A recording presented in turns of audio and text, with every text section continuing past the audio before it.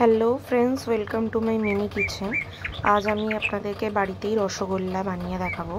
তো এটার জন্য বেশি কিছুরই প্রয়োজন নেই, শুধু আমাদের লাগছে ছানা আর চিনি। তো ছানাগুলোকে ভালোভাবে মেখে নিতে হবে যাতে একটাও প্লাম না থাকে ছানাটার মধ্যে। তারপরে রসগোল্লার আকারে গড়ে নিতে হবে। আর তারপরেই একটা চিনির শিরা বানিয়ে নিতে হবে। দেখতে হবে যাতে চিনির শিরাটা খুবই পাতলা হয়, যাতে ছানাটার মধ্যে বা রসগোল্লাটার মধ্যে খুব সহজেই রসটা ঢুকে যেতে পারে।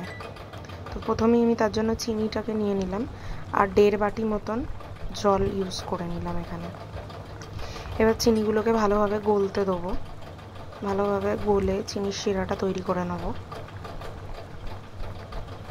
পুরো চিনিটা ভালোভাবে গলে গেলে শিরাটার মধ্যে একটা বলক উঠলেই আমি এই ছানার বলগুলোকে এতে আস্তে আস্তে ভাবে ছেড়ে দেবো।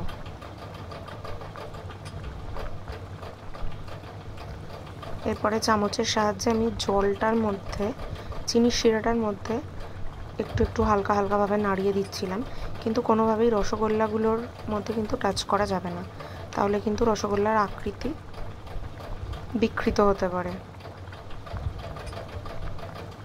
ভালোভাবে ফুটিয়ে নিতে হবে। এই যে দেখতেও পাচ্ছেন এখানে কতটা ফুলে উঠেছে রসগোল্লাগুলো।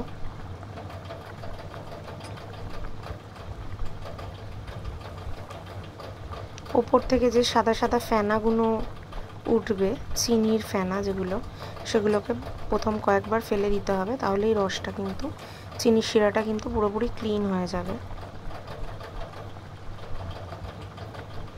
ভালোভাবে উল্টে পাল্টে দিতে হবে রসগোল্লাগুলোকে। তারপরে আরও 5 মিনিট ফুটিয়ে নিতে হবে ভালোভাবে।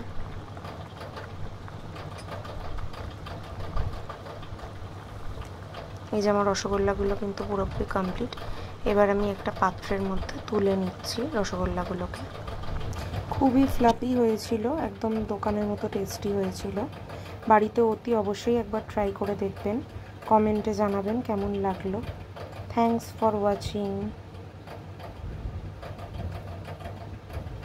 Thank you.